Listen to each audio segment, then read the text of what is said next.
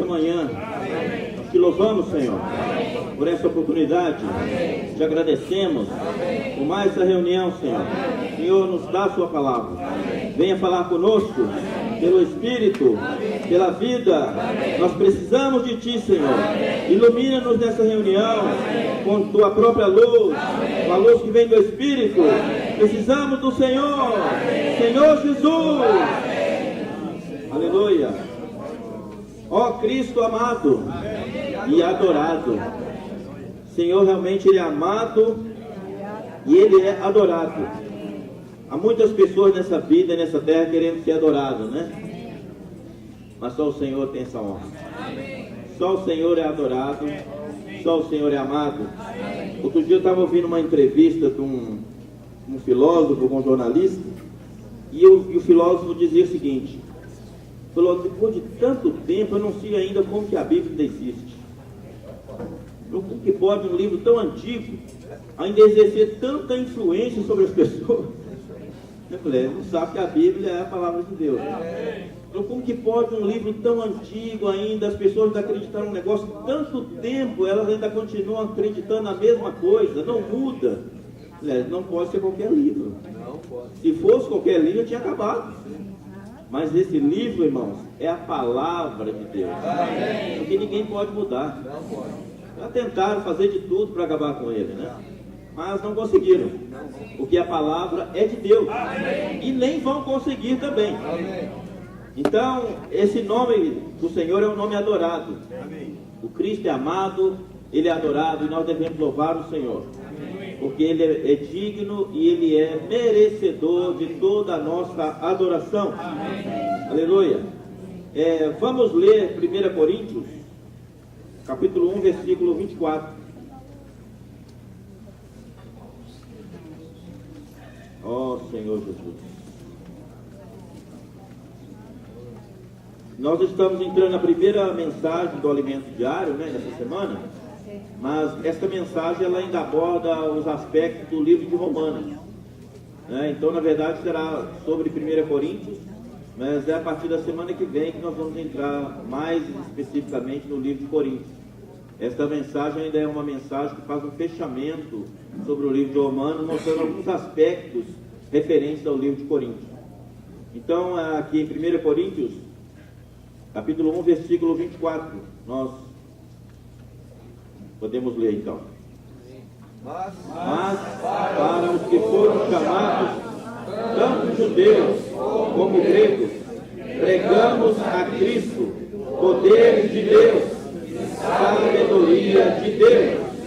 Aleluia. Mas para os que foram chamados, tanto judeus como gregos, pregamos a Cristo, poder de Deus, sabedoria de Deus. Aleluia. Então, a pregação do Evangelho, ela é para todas as pessoas. Independe do nível socioeconômico, cultural, a necessidade do homem de Deus é a mesma. Amém. Não importa o grau de escolaridade que uma pessoa tem, aonde ela viva ou mora, não importa, a necessidade de Deus é a mesma. Amém. E louvado seja o Senhor, que aqui Paulo fala que seja para judeu, seja para grego, esse Evangelho precisa ser para todos. Amém. Pregamos o Cristo crucificado. Amém. Cristo crucificado. Nós não pregamos uma crença religiosa. Nós pregamos um Cristo crucificado. Amém. E esse Cristo crucificado também é escândalo para os judeus, loucura para os gregos, mas para os que foram salvos é poder de Deus, sabedoria de Deus. Então Cristo é poder de Deus e sabedoria de Deus. Então o livro de Romanos, irmãos, essa parte que nós estamos vendo, o livro de Romanos, quando nós pegamos ele do capítulo 1 até o último capítulo 16, ele tem algumas partes. E logo no início do capítulo 1 de Romanos, depois de fazer aquela apresentação de Cristo como Filho de Deus, como aquele que é Senhor, como aquele que é ungido, né? Que é divino, ele mostra para nós que logo depois, nos versículos seguintes, mostra a condição do homem, a condição degradada da humanidade. Mostra que o homem ele está numa condição muito inferior ao que Deus gostaria que ele estivesse. Este homem que nós sabemos que ele foi criado à imagem e à semelhança de Deus. Deus criou o homem à sua imagem e semelhança para servi-lo, para amá-lo, para buscá-lo. Mas nós sabemos que por causa da queda do homem, ele desceu ao nível mais baixo da história da humanidade. Ele teve várias quedas, lá em Gênesis nós vemos isso. E quando chega em Romanos, Paulo vai mostrando a condição do homem. A sua natureza moral caiu. A sua natureza espiritual caiu. A sua natureza, assim, no que diz respeito ao respeito para com as pessoas, caiu. Então o homem, ele degradou. Hoje, quando você começa a conversar com as pessoas, parece que você está lidando com pessoas de outra esfera, de outra terra. Muitas pessoas hoje já não se identificam como gente. O linguajar delas é muito diferente. Então Paulo vem dizer para nós a necessidade que o homem tem de encontrar-se com Deus.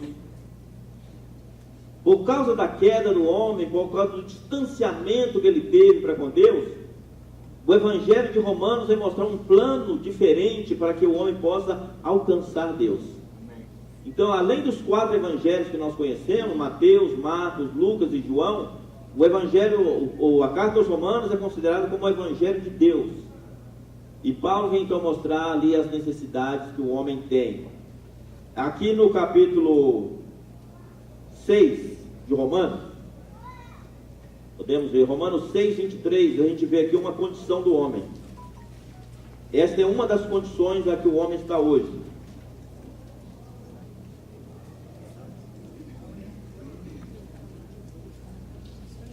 Aqui diz o seguinte: porque o salário do pecado é a morte, mas o dom gratuito de Deus é a vida eterna, em Cristo Jesus, nosso Senhor.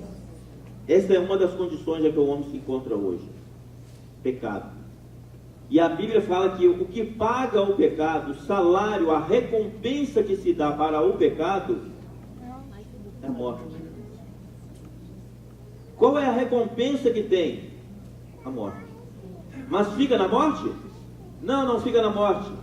Diz que o dom gratuito de Deus é a vida eterna. Amém. Irmãos, Deus nos deu uma saída. Amém. Se por um lado há o pecado, por outro lado há a vida também. Amém. Onde abundou o pecado, superabundou a graça.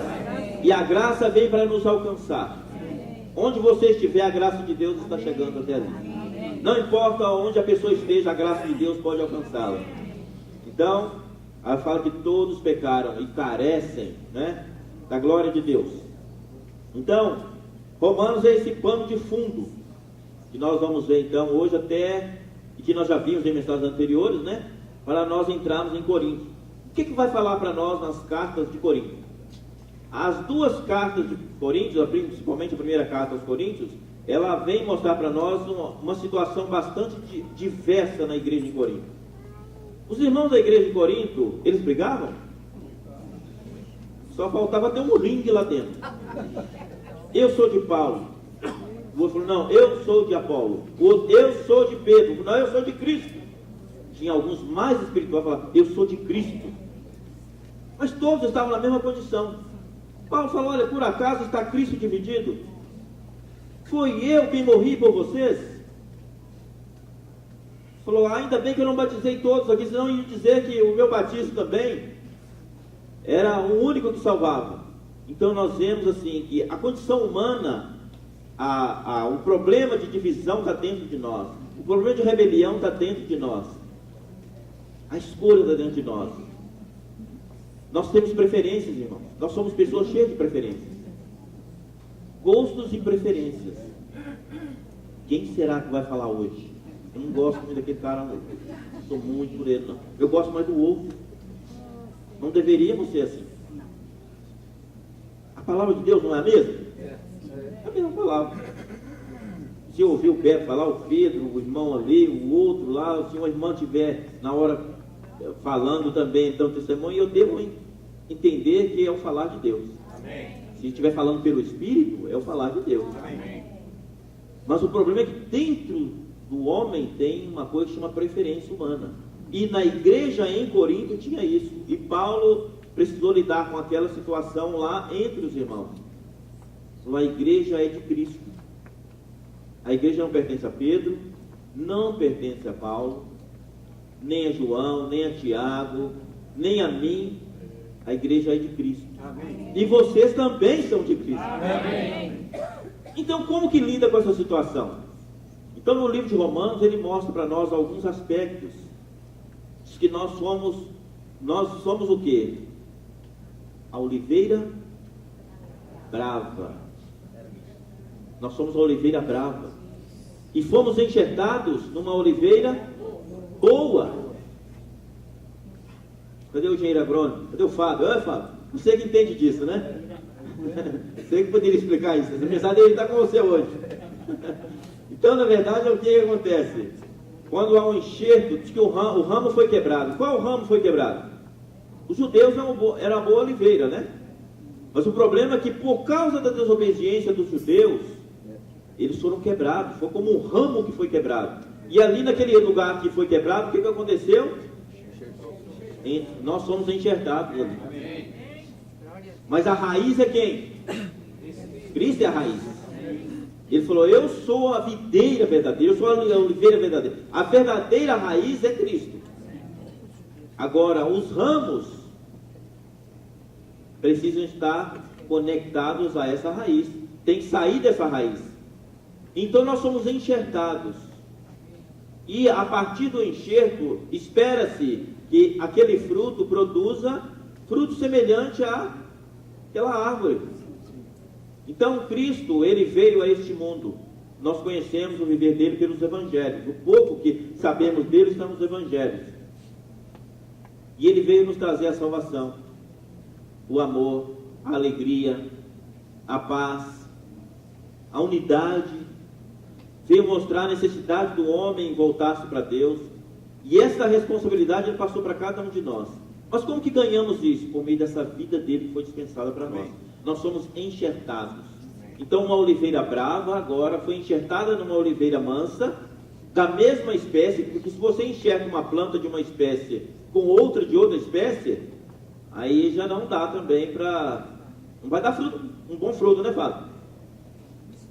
Enxertar limão, um galho de limão num galho de uva, é meio esquisito, né? Não sei o que vai dar.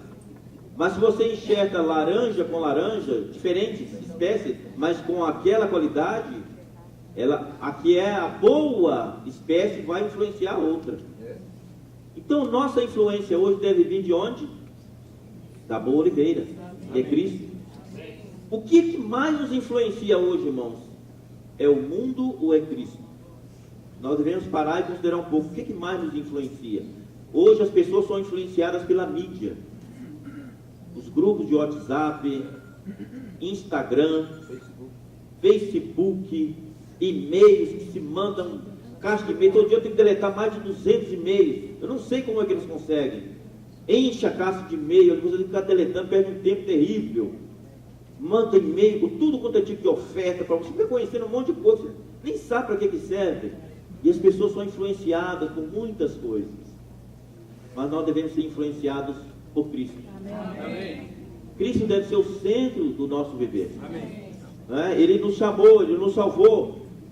Então essa carta aos Romanos vem mostrar a nossa condição vil, caída, mas também vem mostrar a necessidade que nós temos de nos aproximarmos de Deus. Aqui ainda, Romanos, nós vemos Romanos 6, 23. Romanos 3, capítulo 3, versículo 23 também.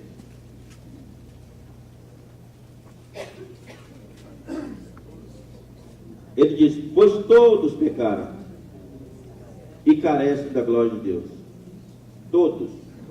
Então não existe nenhum ser humano neste mundo, neste universo, na terra, onde se habita o homem, onde não tenha gente que tenha pecado. Todos pecaram. Se você for em alguns países aí, eu nunca fui, mas já vi muitas reportagens, onde as pessoas são tão cultas que você pode deixar o objeto ali, elas compram e pagam, levam, não tem gente para cobrar, não tem caixa, né? Então você vai lá na Suíça, lá em alguns países lá da Escandinávia, você vai lá na Europa, tem lugares lá que você vai comprar. Mostrou até uma vez uma fazenda lá, sim. A pessoa chega, ela pega o cesto de uva, aí ela paga, pega aquele cesto de uva e vai embora. Já pensou se fosse aqui no Brasil? Ele levaria o cesto de uva, o dinheiro que estava ali, vai tudo embora. É uma cultura elevada, não é? Mas essa cultura serve para salvar o homem? Não serve, não. Não adianta ser culto, porque o problema está no pecado que está dentro do homem.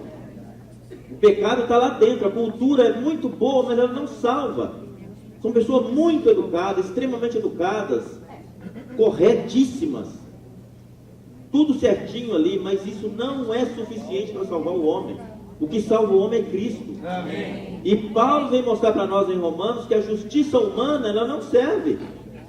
Todos pecaram e carecem da glória de Deus. Todos precisam se voltar a Deus, independente da sua condição socioeconômica, cultural, não importa. O homem precisa de Deus. Se você mora no bairro mais simples de Campinas, ou no padrão mais elevado também, não importa. Se você não tem o Senhor, precisa ser salvo. A salvação precisa chegar no mesmo nível. Porque todos pecaram. Então, Romanos vem mostrar para nós isso, né? A necessidade de nós nos aproximarmos de Deus e de nós ganharmos essa realidade de salvação, que é a pessoa de Jesus Cristo, não é? E o homem, quando ele é salvo, ele recebe o quê? Recebe a vida de Deus. Porque ele tem a vida natural, nós temos a nossa vida natural. Após a salvação, nós ganhamos a vida de Deus, que é uma vida incriada. É uma vida divina, elevada, que entra dentro do homem. E esta vida, ela tende a nos mudar. Só que para esta vida mudar a mim e a você, eu preciso abrir o meu coração. Você precisa abrir o seu coração. Porque senão Deus não pode ter caminho. Quando uma criança nasce, um recém-nascido, ela tem todas as faculdades de um adulto, não tem? Olhos, pernas, mãos, dedos, tem todos os membros ali, perfeito. Mas ela tem o conhecimento de um adulto? Não tem. É uma criança. Para ela atingir a maturidade, o que ela precisa fazer? Precisa desenvolver-se, precisa se alimentar todo dia. Os pais precisam cuidar dela todos os dias, fazer as higienes pessoais, dar alimentação no tempo certo, vacinar, ir ao médico. Tem que ter uma série de cuidados, até atingir uma idade que consiga caminhar, começar a caminhar sozinho. E depois atingir uma outra maturidade adulta. Então cada um de nós, depois que foi salvo, recebeu a vida de Deus. E essa vida está dentro de nós. E essa vida precisa crescer. Pedro fala que desejai como criança recém-nascida o leite genuíno da palavra, para que por ele vos seja dado crescimento para salvação. Então esse leite espiritual é a palavra. E nós precisamos desse leite espiritual para podermos crescer. Amém. Atingir a maturidade. Então Romanos vem mostrar essa condição ruim, mas por outro lado mostra também a necessidade de avançar. Não para por aí, não é? Por isso no capítulo 8, quando chega lá, diz que agora, pois, já nenhuma condenação há para os que estão em Cristo Jesus. Porque diz que a lei do Espírito da vida em Cristo Jesus te livrou desta lei do pecado e da morte. Então já tem uma saída. Todos pecaram, o salário do pecado é a morte, mas diz que nenhuma condenação há para quem está em Cristo Jesus. Amém. Irmãos, Cristo é a nossa saída. Amém. Quem está em Cristo está liberto do pecado. Amém. Então quer dizer que depois que eu crio no Senhor eu não peco mais? Não, nós ainda pecamos. Ainda continuamos pecando porque temos a natureza do pecado. Mas aí nós podemos nos voltar ao Senhor e recorrer ao sangue de Cristo. Amém. Confessar os nossos pecados. Amém. Se confessarmos os nossos pecados, Ele é fiel e justo para nos perdoar os pecados e nos purificar de toda injustiça. Todos nós somos pessoas que temos injustiça. Os irmãos lá da igreja em Corinto praticavam muitas injustiças. Teve um cidadão lá que deitou com a madrasta do seu pai. Era uma igreja cheia de problemas. Eles eram maldizentes, mentiam. Então, mas o que Deus vai fazer? Mas Deus aceita isso? Ele chama, não importa como que nós viemos. Ele nos chama do jeito que nós estávamos. Mas após sermos regenerados, Ele espera que essa vida comece a nos mudar. Tais fostes alguns de vós. Tais fostes está no passado. O verbo está no passado. Tais fostes, mas vós os lavastes. Fostes santificados. Então nós precisamos também do quê? Da santificação. Santificação não é só ser separado do mundo e vir para a igreja, vir para Deus. A santificação, ela tem várias implicações. Entre elas, uma pessoa que vive o viver de santificação, ela não se contamina com o mundo. Porque nós não somos santos uma vez para sempre. Claro, o Senhor nos chamou e nos santificou, nos tornamos santos. Você fomos separados do mundo, mas dia a dia nós precisamos buscar uma vida de santidade, ou seja, uma vida separada do mundo, uma vida que agrada a Deus. Porque senão, irmão, não faria sentido. Nós vivemos na igreja e praticamos tudo que o mundo pratica, então eu estou perdendo meu tempo.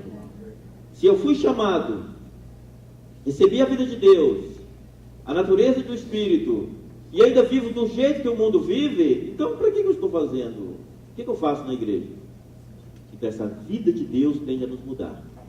Ela muda-nos para que nós nos mostrem o que Deus quer de nós. Essa vida é para nos transformar. O que é transformação? O próprio nome diz, é transformar, é mudar a forma. Transforma, mude a forma. Nós somos salvos de uma forma, mas o Senhor entrou em nós, mudou a forma. Amém. Fomos transformados. Na área química, você usa alguns produtos químicos. As donas de casa talvez nem sabem, mas elas usam detergentes. A composição química que vai no detergente, por exemplo, se você pegar a matéria-prima do detergente e usar ela isoladamente, você queima a sua mão. Tem um produto lá que ele é altamente letal, é perigosíssimo. Se passar na mão, ele queima a sua mão, descasca a sua pele. Tem 2 produtos, 3, são muito perigosos. Só que quando você mistura um com o outro, vai fazendo a composição, vai misturando, ele se mexe, ele se transforma. Aí você pode pôr na mão, mas não tem problema nenhum mais. Perdeu aquele poder de matar, acabou. Foi mudado. E uma vez que nós somos enxertados em Cristo, aquela natureza venenosa do pecado começa a sair de nós. Deus vai nos mudando. Se odiávamos tanto alguém, passamos a não odiar tanto. Talvez odeia menos. Talvez não odeia tanto, não conseguiu deixar de odiar, mas odeia menos. Mas chega uma hora talvez que o ódio já nem existe mais. Porque a natureza vai mudando. É uma natureza boa, a natureza é da oliveira boa, irmãos. Se você só tem uma coisa boa do seu lado, a tendência é você ficar igual. Diga-me com quem andas que eu te direi quem és. Não tem um ditado assim? Se a gente tem más companhias, o que vai acontecer? A tendência é ser uma pessoa parecida com aquela. Mas se andamos com pessoas corretas, a tendência também é ser correta. Então, a igreja em Corinto tinha irmãos de todo tipo. Faziam tudo quanto tipo de coisa. Mas Deus é misericordioso. A gente vai lendo as cartas, a carta dos Coríntios, mais na frente a gente vê que eles foram mudados, tinham muitos problemas, mas foram mudados por causa da vida de Deus, não é? Então o que nós temos que fazer? Não ficar olhando para os problemas, nós temos que olhar para Cristo. Os problemas sempre vão existir. Aí eu quero ficar num lugar que não tenha problema, só no cemitério. Ninguém ali tem problema. São vizinhos que não têm problema. Vizinhos que nunca vão dar problema um para o outro. Eternamente quietos. Não falam nada. Não mexem com ninguém. Não aborrecem o outro. Não grita. Mas onde tem gente, irmãos, isso não é possível.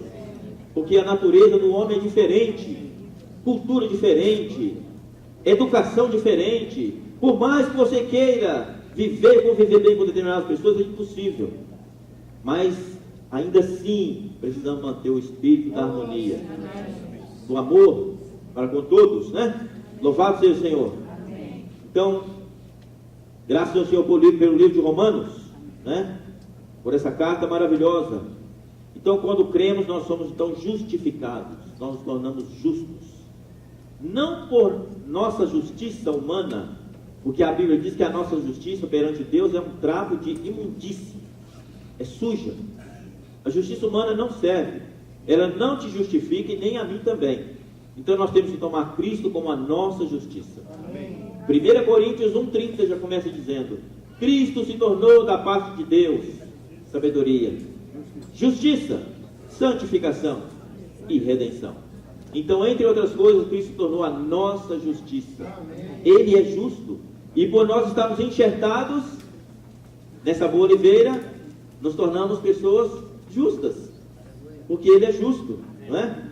Então fomos justificados, fomos santificados, e para viver na vida da igreja nós precisamos ser justificados. Não tem como conviver sem a justificação, não tem como conviver junto sem a santificação, não tem como. A igreja, ela pertence a Cristo, é santa. A Bíblia diz que a igreja, ela é sem mácula. Pedro fala que a igreja, o Senhor quer uma igreja sem mácula, sem ruga e sem coisa semelhante.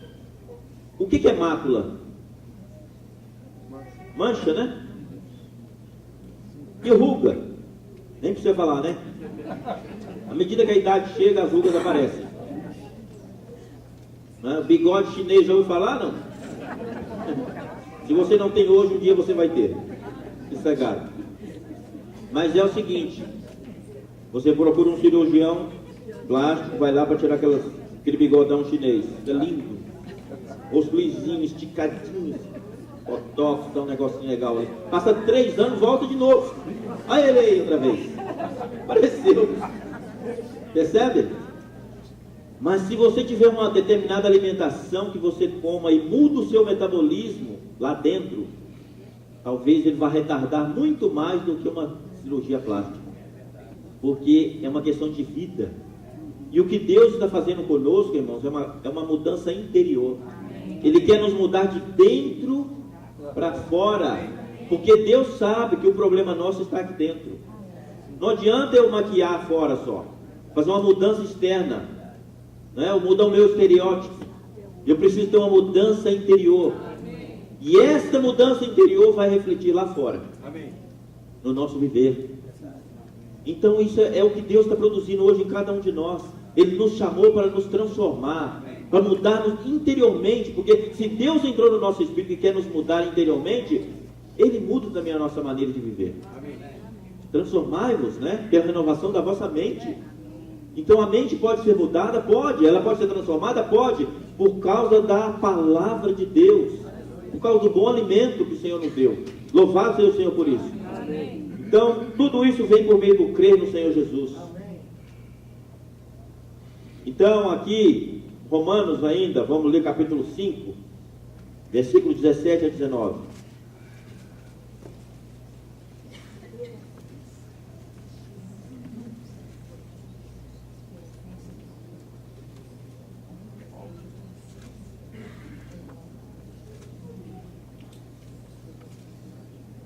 Do 17 até o 19, fala assim, ó: se pela ofensa de um e por meio de um só reinou a morte, muito mais os que recebem a abundância da graça e o dom da justiça reinarão em vida por meio de um só, a saber, Jesus Cristo. Pois assim como por uma só ofensa veio o juízo sobre todos os homens para condenação, assim também por um só ato de justiça veio a graça sobre todos os homens para a justificação que dá vida. Porque como pela desobediência de um só homem muitos se tornaram pecadores, assim também por meio da obediência de um só muitos se tornarão justos. Então o que nos torna justos? A obediência de um. O pecado entrou por meio da desobediência de um. A injustiça entrou por causa da desobediência de um. Mas a salvação veio também pela obediência de um. E se nós formos obedientes, nós levaremos muitos à salvação. Sabiam disso? Talvez você nem seja um grande pregador do Evangelho, um bom pregador, um bom evangelista, mas se você é obediente a Deus, Ele vai fazer você levar muitos ao Senhor. Pela sua obediência, pela sua fidelidade ao Senhor, Ele vai fazer com que você conduza as pessoas a Cristo. E nós precisamos ser tais pessoas. Por isso aqui em Hebreus, irmãos, Hebreus 4:16, tem uma passagem muito interessante também. Aqui fala assim, acheguemo-nos, portanto, confiadamente, junto ao trono da graça, a fim de recebermos misericórdia e acharmos graça, para socorro em ocasião oportuna. O que nós precisamos fazer hoje? É nos achegar ao trono da graça confiadamente.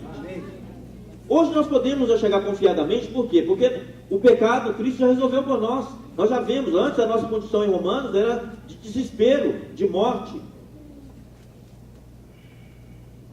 Que miserável homem que sou, Paulo fala no capítulo 7 de Romanos. Quem me livrará do corpo desta morte? Mas graças a Deus por Jesus. Mas aqui quando chega em Hebreus, ele fala que nós devemos nos achegar agora confiadamente. Não precisamos olhar mais para o pecado, porque Cristo resolveu o problema do pecado por nós. Ele pagou o preço. Ele foi obediente até a morte. E morte de cruz. E diz que Deus o exaltou sobremaneira. E lhe deu o nome que está acima de todo nome. Para que o nome de Jesus se dobre todo o joelho. No céu, na terra e embaixo da terra. E toda língua faça o quê? Confesse que Jesus Cristo é Senhor. Para a glória de Deus Pai. Então hoje nós temos que ter essas pessoas que dão testemunho do Senhor. Nós vamos dar testemunho da palavra, não é? O cristão é uma vida de testemunho. Nós não pertencemos mais a nós mesmos. Nós pertencemos ao Senhor. Fomos comprados, irmãos, por um alto preço. Por um alto preço. Preço de sangue. Então hoje nós pertencemos ao Senhor. Então por isso nós devemos sair daquela condição de um filho tecno, criança, e passarmos para a condição de um filho ruios, né? Que é mais crescido. Quando você é tecno, e eu também, uma pessoa fala para nós alguma coisa, um irmão, a gente já fica com raiva dele. Qualquer coisinha que falar já fica, fecha a cara. Tecno, aborrece com tudo. Mas se a natureza de ruiosa estiver sendo trabalhada, essas coisas já não afetam muito. Porque a vida já foi implantada ali dentro. À medida que a vida vai crescendo, você pode até ser ferido, mas você já não se abala mais com aquilo, porque a quantidade de vida que está depositada dentro de você é suficiente para suportar isso.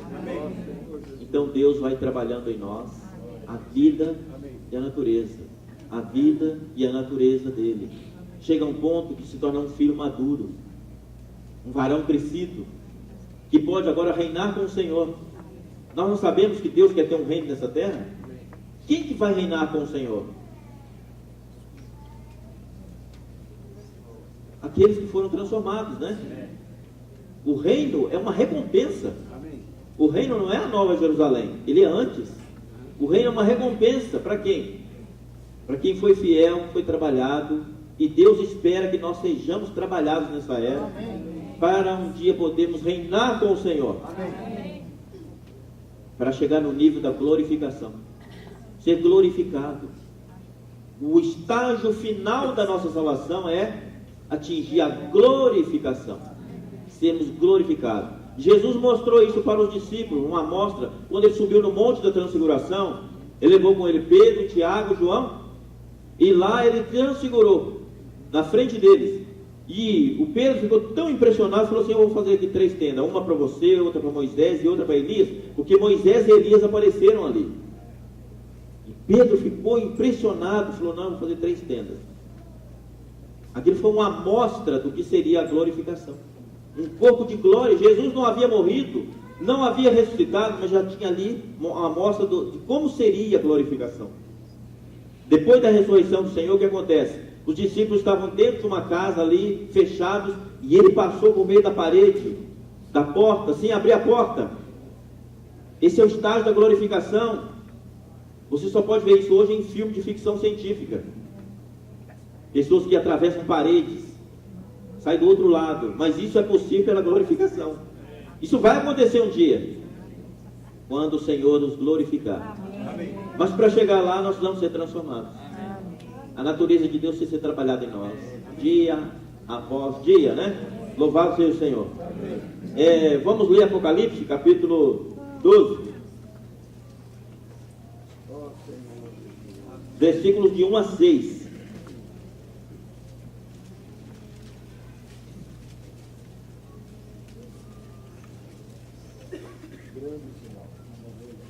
Viu-se grande sinal no céu, a saber, uma mulher vestida do sol, com a lua debaixo dos pés, e uma coroa de 12 estrelas na cabeça, que, achando-se grávida, grita com as dores de parto, sofrendo tormentos para dar à luz. Viu-se também outro sinal no céu, e eis um dragão grande, vermelho, com 7 cabeças e 10 chifres, e nas cabeças 7 diademas.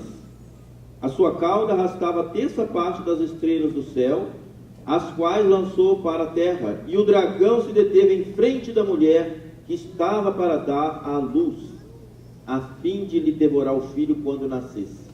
Nasceu-lhe, pois, um filho varão, que há de reger todas as nações com cetro de ferro, e o seu filho foi arrebatado para Deus até o seu trono. A mulher, porém, fugiu para o deserto, onde lhe havia Deus preparado lugar para que nele a sustentem durante 1260 dias. Nós temos aqui um relato bem objetivo, claro, breve, sucinto, da realidade que vai acontecer com a igreja no fim dessa era, não é? Aqui fala que viu-se grande sinal no céu, a saber, uma mulher vestida do sol. Quem que é essa mulher? Essa mulher, ela é a igreja. É claro que hoje nós pegamos as interpretações bíblicas, cada um dá uma interpretação de um jeito, cada um fala que é uma coisa, mas nós, por muitos anos os irmãos estudaram essas tipologias bíblicas e chegaram a essas conclusões, nos mostrando que essa mulher, ela é a igreja, né? Então aqui fala que uma mulher vestida do sol. Por que ela está vestida do sol? Porque Cristo é a sua luz. Cristo é que brilha. Ela não tem brilho, Cristo é o brilho dela. Aí fala assim, mas diz que vestido do sol com a lua debaixo dos pés. Nós sabemos que a lua, ela tem luz própria, não? Não, a lua recebe o reflexo do sol.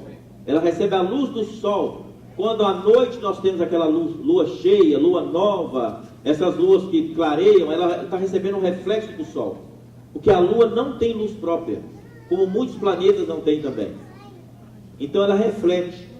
E a lua representa o quê? O período em que o povo de Israel estava no Velho Testamento, um período de trevas, olho por olho, dente por dente, era o período da lei. Um período muito difícil que o povo atravessou.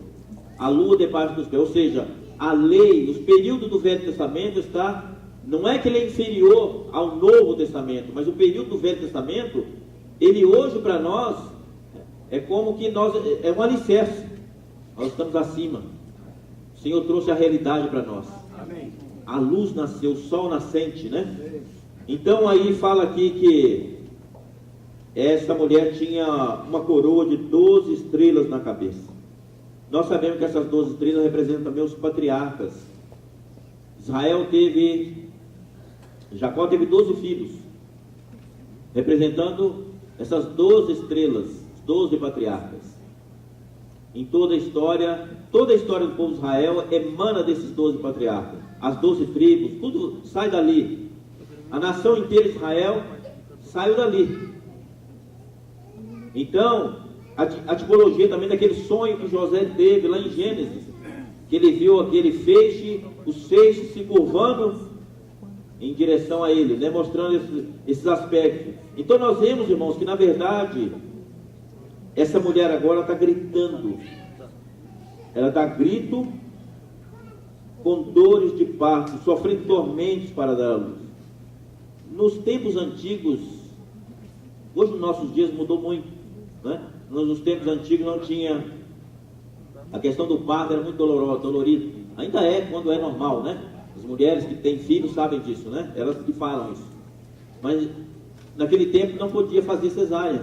Não tinha, né? A medicina na época não tinha essa tecnologia. Então as mulheres de hoje não sofrem muitas vezes tanta dor na hora do parto como sofria no tempo passado.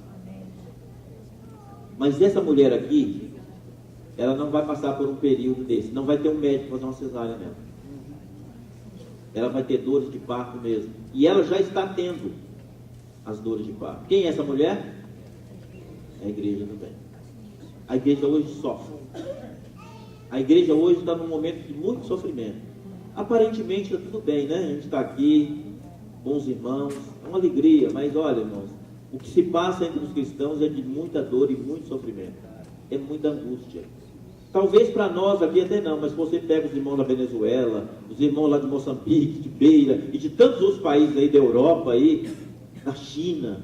A China é um país que abriu a economia para vender para o mundo inteiro, mas lá dentro, mão de ferro em cima dos crentes. Não tem aquela liberdade de você falar de Jesus lá. É mão de ferro mesmo. Mas eles crescem, porque eles pregam o evangelho entre eles. Mas nós temos a liberdade aqui no Brasil ainda. Temos que aproveitar isso. Mas a mulher está gritando para dar à luz. O que ela vai dar à luz? A um filho varão que há de reger todas as nações com cetro de ferro. Então, aí viu-se então um sinal no céu, eis sofrendo tormentos para dar à luz. Mas aí o que acontece? Tem um dragão também, grande, vermelho, 7 cabeças, 10 chifres e um monte de diademas. Esse grande dragão é o quem? É a antiga serpente, que se chama Diabo e Satanás.